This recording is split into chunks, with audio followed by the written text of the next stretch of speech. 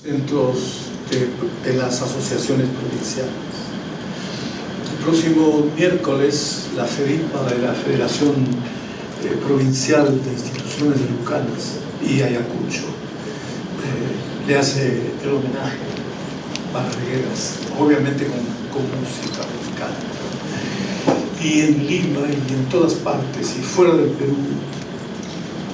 De modo que lo primero que me gustaría señalar es que en este año hemos visto una memoria de Arguedas más fuerte y más grande de la que podríamos suponer. Yo mismo pensé que Arguedas merecía un gran homenaje, pero me quedé corto porque la presencia de Arguedas es muy grande. Y la gran pregunta es, ¿por qué?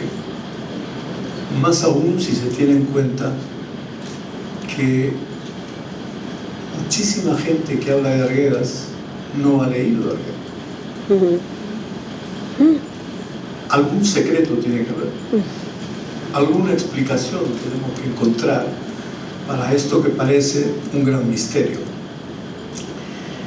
Y sin ánimo de entrar a una exhaustiva explicación de este pequeño misterio, me gustaría rápidamente explicar las razones que podrían explicar este problema.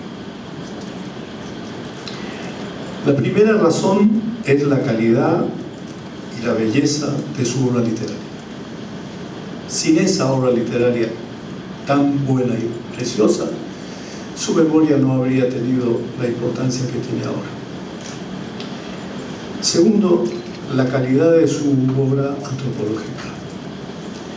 No solo por la investigación y por la recopilación, sino por esta extraordinaria virtud que Arguedas tenía de combinar el saber académico con su propia vida y esa capacidad que tenía él para circular con una gran frecuencia en mundos que no siempre se tocan. Hay académicos que conocen muy poco al pueblo y hay gente del pueblo que nunca ve a sus académicos. Y Arguedas estaba en el puente, iba de un lado al otro y se movía con una gran facilidad. Lo he acompañado y lo he visto dando pequeñas y grandes conferencias en asociaciones de migrantes. Y esta posibilidad de llevar la antropología a espacios a los que no suele llegarse desde una perspectiva exclusivamente académica es una de las razones. Presente en cuanta invitación le hacía. Él decía, si supiera decir no, porque le exigían y le pedían. Y si los de Lucanas lo invitaban, ¿por qué los de Coracora no podían hacerlo? ¿Y por qué los de Ayacucho? Y esa capacidad que él tenía para ir del mundo académico al mundo común y corriente, sobre todo los migrantes en Lima y en provincias, es una razón grande. Luego hay esta memoria que el pueblo tiene de una Arguedas defendiendo a la cultura andina. Esa defensa que, como lo dijo Alonso Cueto, comenzó con una defensa personal de agresiones, no siendo Arguedas físicamente parecido a Manco Cápac, siendo casi rubio y de ojos casi azules, pero profundamente despreciado, en Ica particularmente, por ser serrano. Y por ser serrano, independientemente de la cara que tenía, por la manera como hablaba el castellano. Y eso lo he sufrido yo mismo en la propia ciudad de Ica y en el propio colegio San Luis Gonzaga de Ica, donde los estudiantes al serranito recién bajado y llegado, como en mi caso, me decían serrano, queso, Vicuña, Guanaco, Oyuco, pero así con una enorme agresión, y había que defenderse frente a eso. La defensa empezó por ser privada y personal, y luego asumió lo que para él no era un gran problema, porque el ser marginado de esa forma terminaba pronto, con un par de golpes en el caso de él mismo, como lo dijo, o con unas notas y unos 20 que lo ponían a él encima de todo el resto, y ya está. Pero los indígenas que llegan a Lima y que no tienen cabellos rubios ni ojos azules, ni pueden sacar 20 de nota y siguen con problemas gravísimos al hablar el castellano. Para ellos la marginación no es de una semana al comenzar los estudios en secundaria o en la universidad, es una marginación y una exclusión permanentes. Y Arguedas hizo a lo largo de toda su vida una defensa de la cultura andina en dos terrenos muy cercanos pero distintos.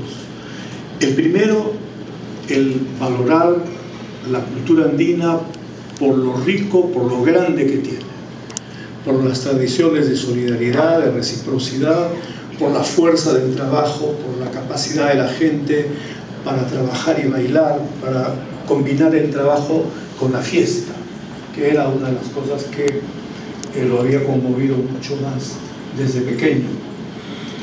Pero por otro lado, su queja y su acción inmediata, siempre con la prensa, siempre con un artículo, frente a una agresión. Y Arguedas nos enseñó una militancia intelectual. No hablo de una militancia política, orgánica, sino de una militancia intelectual, en el sentido de reaccionar rapidísimamente frente a una agresión. O, al revés, reaccionar con inmensa alegría cuando veía y notaba que algo particular estaba pasando. Fue cuando, por ejemplo, le pidió a Paco Igartua, en la revista Oiga, un espacio para que publicasen un artículo que mandó de Chile 3 o 4 semanas antes de su muerte, y una carta dirigida al presidente Velasco para agradecerle por la reforma agraria y para decir, conmovido y emocionado, que se sentía feliz de que había llegado la hora final de los terratenientes de Ocaypuchí,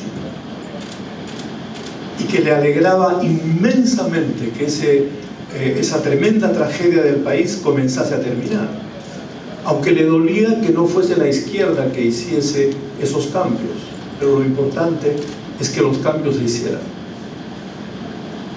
Esa militancia intelectual, me parece, ha sido uno de los grandes argumentos que tenemos en la gente, en el mundo académico y en el pueblo, para recordar a Arguedas. Y el último elemento es la contribución que Arguedas hizo con su trabajo de gestor de la cultura en la Casa de la Cultura. Un carnet de identidad y reconocerlos como artistas. Cuento una anécdota que ya conté antes, pero que vale la pena repetirla. En la Serenata Lima, el 17 de enero del año pasado, que era al mismo tiempo el comienzo del homenaje a Arguedas, se presentó un grupo de la comunidad de Santa Ana, de Lucanas, para bailar la fiesta de la sequía, la danza de la sequía. Y había una mujer de unos 60 años que tenía una gran energía, que cantaba, que bailaba y que vivaba Arguedas, y después de toda la gran participación y el gran carnaval, alrededor de las 2:30 de la mañana, le pregunté y de dónde y cómo tenía ella ese recuerdo tan vivo de Arguedas. Era evidente que no lo había leído, apenas sabía leer. Y me contestó en quechua diciéndome que nunca se olvidaría de ese señor llamado Arguedas, porque él le dio a su papá un carnet de artista, artista andino, músico arpista. En un lugar, en un país, en una sociedad tan hostil y tan dura, que desde el Estado, desde el poder, se le reconozca a una persona en su condición de artista y arpista, era como llevar una flor en el ojal, era una especie de victoria. Y por eso, ahí está el secreto de por qué a Arguedas se le recuerda tanto entre todos los grupos musicales, de todas partes. Y por extensión, en todos los grupos teatrales y en todos los grupos de estudiantes. En el contexto en el que hemos ido descubriendo esta enorme presencia de Arguedas, Carmen María trae un libro precioso que tiene muchas virtudes. No tengo tiempo para explicar todo lo que me gustaría, pero marcar un par de ideas básicas. La primera es la sabiduría con la que Carmen María presenta una cronología de lo que fue la vida de Arguedas en sus distintos momentos, con los textos del propio Arguedas, facilitando una comunicación directa entre el autor y los lectores. Ella simplemente escogió los textos y los puso ahí. Es Arguedas quien habla. Es Arguedas que da cuenta de algún momento importante que tiene que ver con la cronología. Y este encuentro del autor con los lectores crea inmediatamente una gran complicidad. Porque es muy difícil que una persona, a menos que tenga una enorme especialización, pueda reunir los textos que Arguedas escribió o dijo sobre los momentos de su vida. El libro los trae. 120 o un poco más de fotos y una selección de textos del propio Arguedas. Es como si fuera una biografía de estas tan francesas en la tradición académica, ¿no? Arguedas por Arguedas, ¿cierto? Arguedas por Arguedas, él mismo hablando de sí mismo, contando cosas. Esta me parece una virtud muy grande. Y a lo largo del texto hay la entrada directa a algunos de los grandes temas arguedianos. Y voy a referirme particularmente a dos. El primero es el tema de Arguedas, la literatura, la realidad y la verdad. Y hay un texto de Abelardo Oquendo que me parece muy rico, cuando Abelardo en un texto del 96 dice que Arguedas era un comunicador de verdades. Un comunicador de verdades. Le interesaba más contar lo que había visto y lo que había vivido. Para él la verdad era lo que había visto y lo que había vivido. Y frente a una literatura de su época donde la gente creía conocer el mundo andino y no lo conocía, Arguedas aparece diciendo: yo voy a traer esa voz que hasta ahora no se ha expresado. Y por eso un comunicador de verdades. Y ahí en el texto de Abelardo y en el libro de Carmen María, esta idea muy clara de cómo Arguedas casi confundió su vida con la literatura. Y durante mucho tiempo los arguedianos hemos estado casi convencidos de una aparente gran verdad. Arguedas es eminentemente autobiográfico y lo que cuenta y lo que escribe es lo que le pasó. Y no hay duda de que hay serias razones para pensar eso, pero también hay serias razones para pensar que no. Pero que Arguedas tuvo la astucia, la inteligencia dentro de la estrategia literaria para hacernos creer que todo lo que él estaba diciendo era la verdad que él había visto y la verdad que él había vivido. Le cito el caso de doña Cayetana, aquella mujer a la que Arguedas le dedica el poema Su himno canción a tu papá, esa dedicatoria tan hermosa.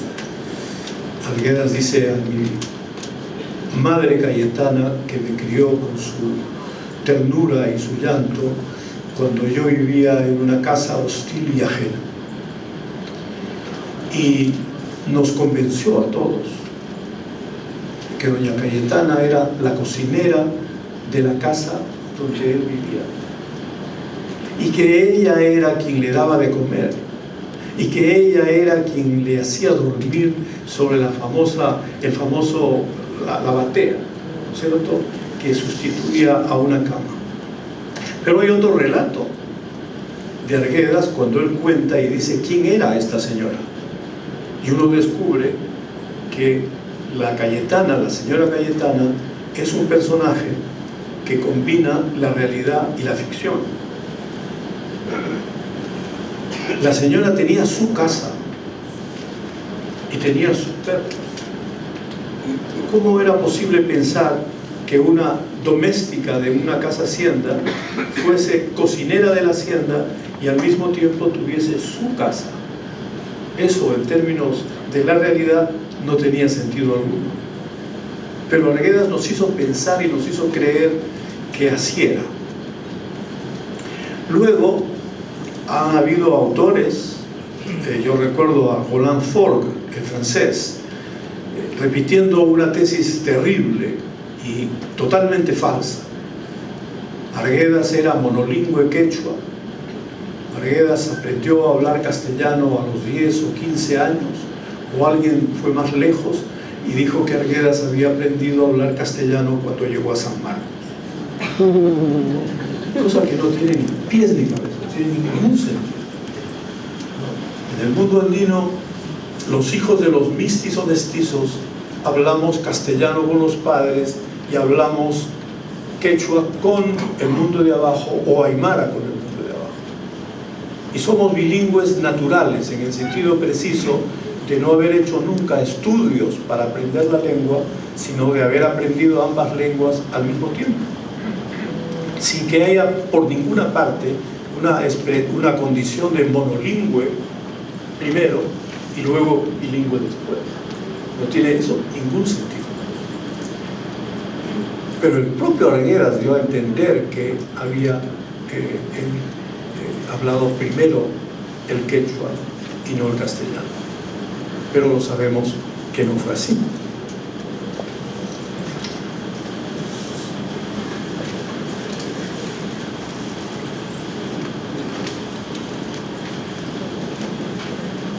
Para terminar, me gustaría dar una brevísima explicación sobre esta relación entre la realidad y la ficción de Arguedas.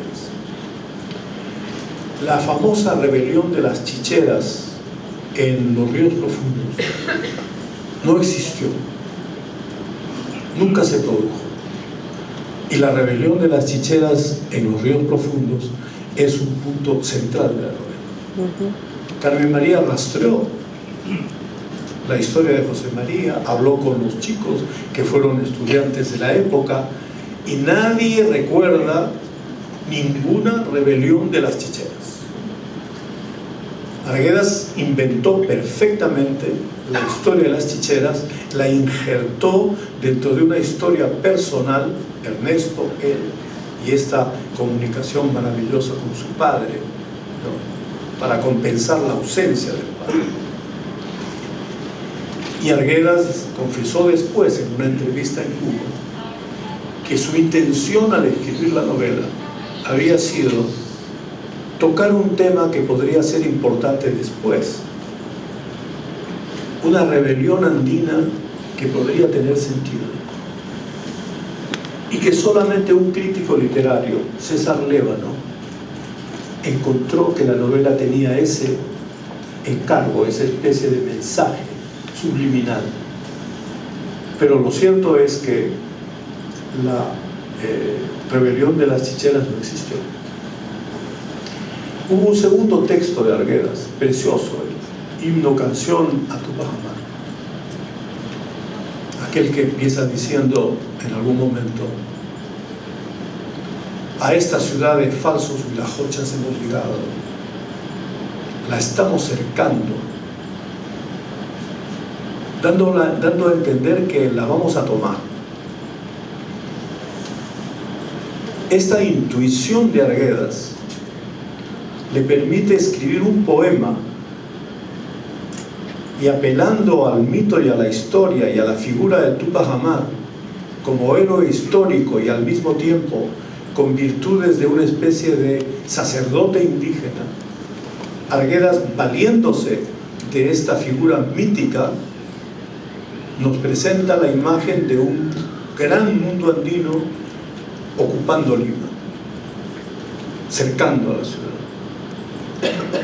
Y si los migrantes, que ahora están en proceso de organización y de crítica a fondo de lo que está pasando en el país, tomasen en serio ese mensaje de aquel poema, entonces Arguedas estaría en la historia del país también por ese poema. Y finalmente, en la novela Todas las Sangres, Arguedas inventa una historia absolutamente de su cabeza. El gran conflicto entre una empresa minera y los hacendados modernos y feudales, junto con los comuneros y con los siervos de acero. Una gran confrontación, es toda la novela, gira alrededor de eso. Arguedas no está contando nada real. Arguedas está imaginando un conflicto y resolviéndolo de la manera más inesperada, porque no hay victoria del personaje central, Rendón Huilca.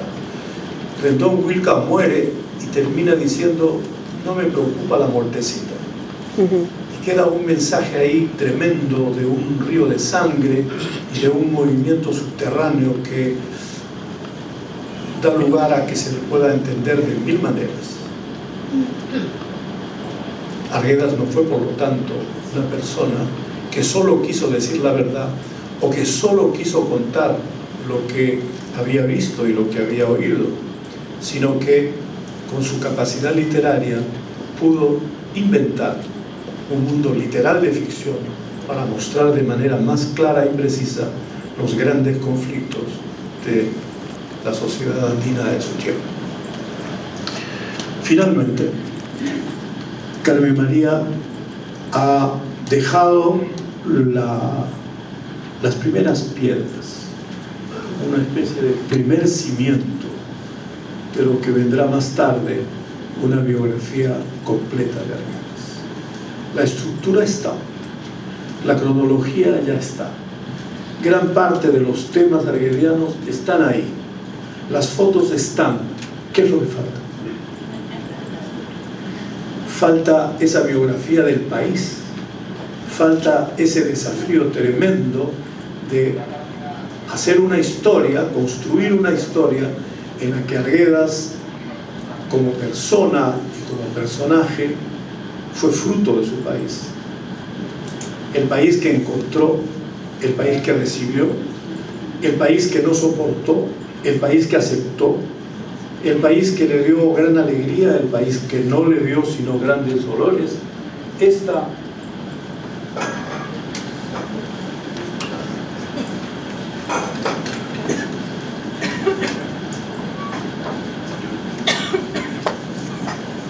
Este país, con sus hervores, palabra arguediana, ¿no es cierto? Ese país tendrá que aparecer en esa biografía. Y creo que Carmen María está en el buen camino, tiene una larga etapa de acumulación de fuerza, de antologías de trabajos, de publicaciones, y estoy seguro que más temprano que tarde habrá un nuevo libro con esa gran promesa de la biografía de Arguedas. Gracias. Agradecemos su participación, doctor Rodrigo Torres. Bien, señoras y señores, como ustedes habrán dado cuenta, se une a la presentación del libro Arguedas, Perú Infinito, el señor ministro de Cultura, doctor Luis Peirano Falconi, a quien le damos la bienvenida.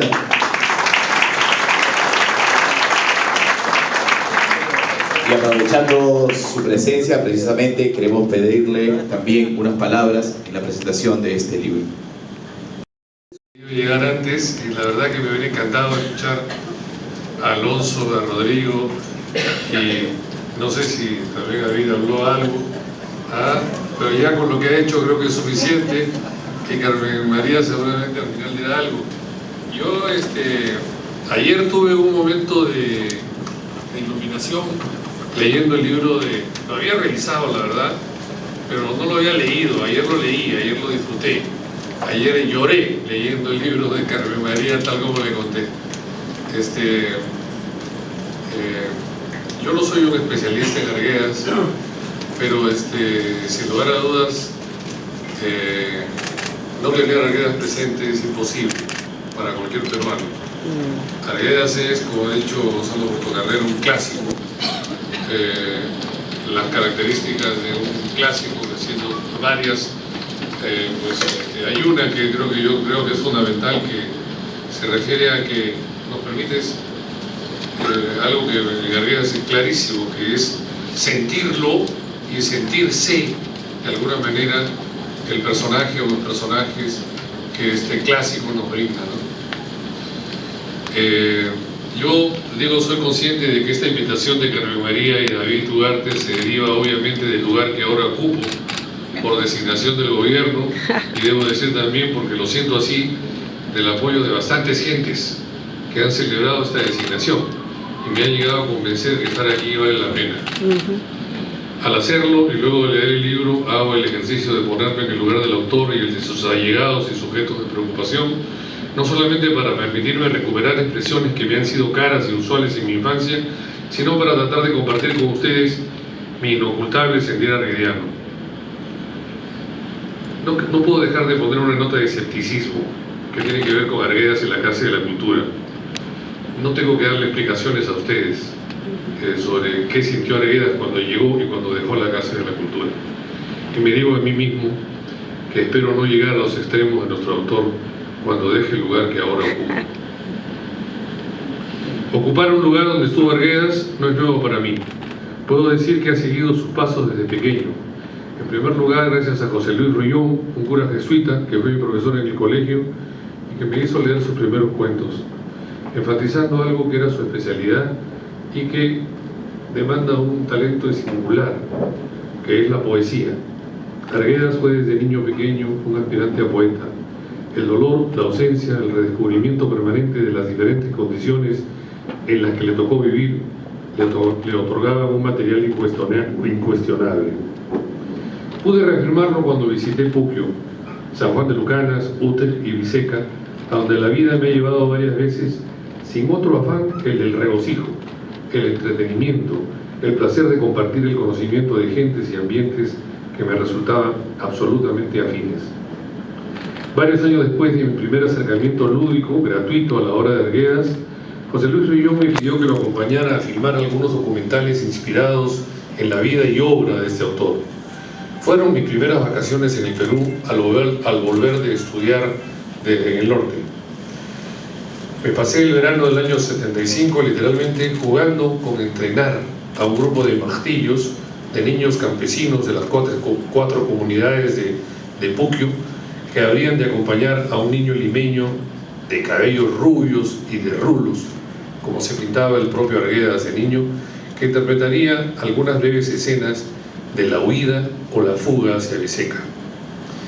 Hice grandes migas con un personaje que ya no está, que se llamó Rosendo Moya, y que me llevó a conocer a Felipe Maiwa, aunque nunca terminé de aceptar como tal.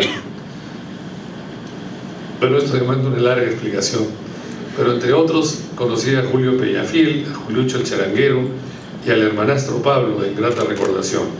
Bueno, fueron varias semanas con un descanso intermedio de ida y vuelta a Lima a ver a mi familia, pasando siempre por Palpa, que nunca supe por qué José María Arguedas lo describía como una tierra llena de negros, pero que yo entendía como mi propia biseca personal en esas jornadas.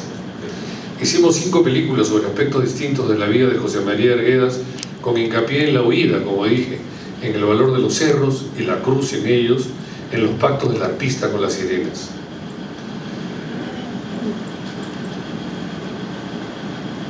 Bueno, dije ya lo de clásico, que te permite ponerte en su lugar. El lugar de Arguedas es un lugar de tristeza, pero a la vez de muchísima alegría. Los testimonios que yo recogí, algunos pocos de los cuales se los regalé mucho después a Cecilia Rivera y no sé si les sirvieron mucho, tuvieron un elemento común citado en el valor de algo que a mí me parece fundamental en el libro de Carmen María, que es la ternura y el amor. Esa impagable ternura que Arguedas encontró en Biseca y que cada uno de nosotros de alguna manera busca en su quebrada personal. Desde allí he creído que hay muchas maneras de sentir a Arguedas y de sentirse Arguedas en el Perú. Algunas de ellas rayan el escándalo y no me voy a referir a ellas ahora, porque obviamente de caricaturas está lleno el Perú, de formas de rebeldía que no alcanzan a ser tales.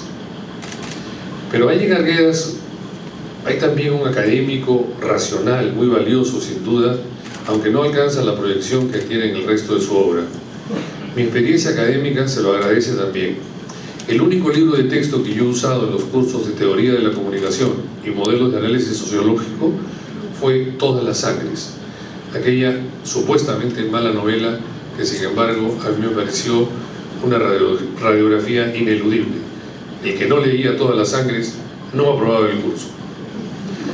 Pero sí me gustaría dejar claro, como consecuencia de mi lectura gozosa de Perú Infinito, que ponerse en el lugar de Arguedas es una experiencia posible para cada peruano de buen corazón, que las vivencias de ternura y amor que refleja en su obra, incluso a pesar de él mismo en las más racionales y académicas, son incuestionables como valor propio de nuestra cultura. ¡Ay, qué dolor! ¿Cuál es nuestra cultura? Pregunta a la cual Arguedas responde, a la cual podemos responder con Arguedas. Aquella que nos permite sentir Arguedas y de sentirse Arguedas.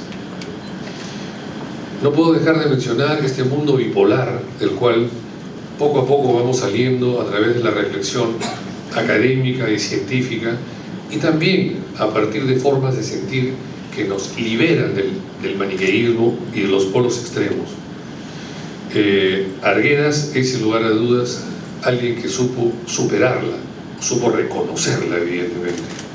No hay posibilidad de escapar de lo que es quién dominaba y quién era dominado, quién era rico y quién era pobre, quién era alto y quién era bajo. Pero sin embargo, él reconocía ciertamente la posibilidad de superar ese maniqueísmo a través de formas justamente que se encuentran en la cultura. Bueno, no quiero cansarlos más, he tomado muchas notas como para escribir algo que quizá algún día valga la pena. Pero bueno, he recordado el amor de Arguedas por Pompeya Miranda Falconi, que no sé si fue mi pariente. He intentado memorizar El amor de Manuel González Prada, un poema que en los ojos de un niño o de quien quiera ponerse en la condición de un niño le puede decir cosas maravillosas del amor. Y quiero terminar leyéndolo, como quien hace un homenaje a Arguedas, niño, y un homenaje también a don Manuel. Si eres un bien arrebatado al cielo, ¿por qué las dudas, el gemido, el llanto, la desconfianza, el torcedor quebranto, las turbias noches de febril desvelo? Si eres un mal en el terrestre suelo, ¿por qué los goces, la sonrisa, el canto, las esperanzas, el glorioso encanto, las visiones de paz y de consuelo? Si eres nieve, ¿por qué tus vivas llamas? Si eres llama, ¿por qué tu hielo inerte? Si eres sombra, ¿por qué la luz derramas? ¿Por qué la sombra si eres luz querida? Si eres la vida, ¿por qué me das la muerte? Si eres la muerte, ¿por qué me das la vida? Gracias. Gracias a usted, señor ministro, por su participación.